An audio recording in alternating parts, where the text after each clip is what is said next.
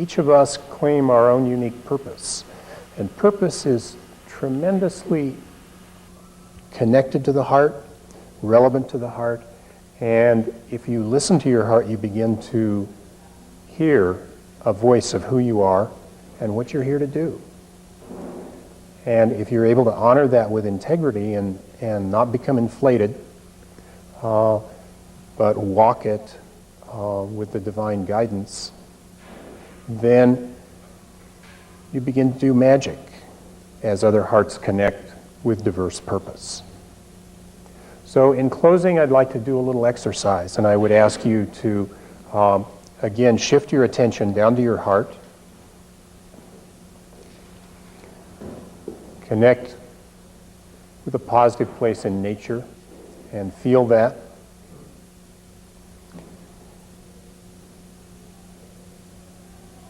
And see yourself walking down a path in an aspen grove.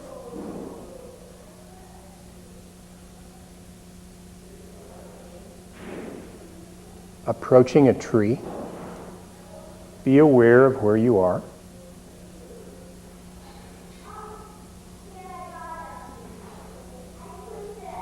Come to a particular tree respectfully. Enter into that tree.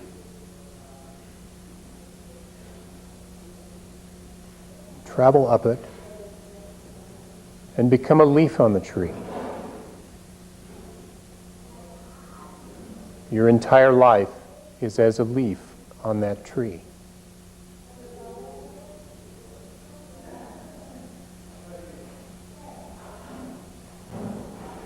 Now imagine that the branches and the trunk and all the twigs become invisible. All that's visible are the leaves.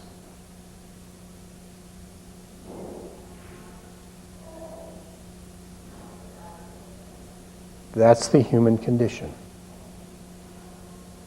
We see ourselves as separate.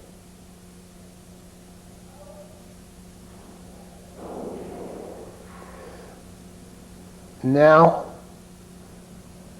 one day, your desire to understand where the sap comes from that keeps you alive originates, and you force your awareness into that invisible twig and branch, into larger branches, and all the way down into the trunk.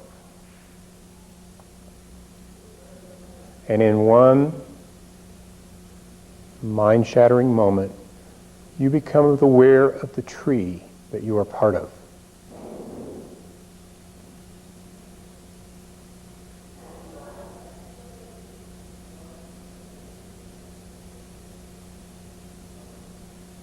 What has been invisible becomes a conscious reality that in the tree of humanity we all have a unique place and purpose.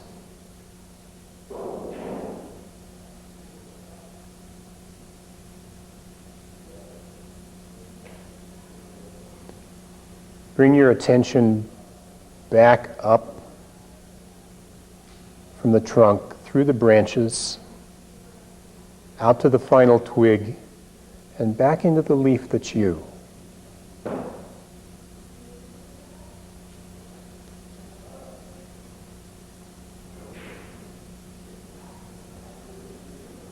And listen to the voice in your heart that speaks to you of your higher purpose.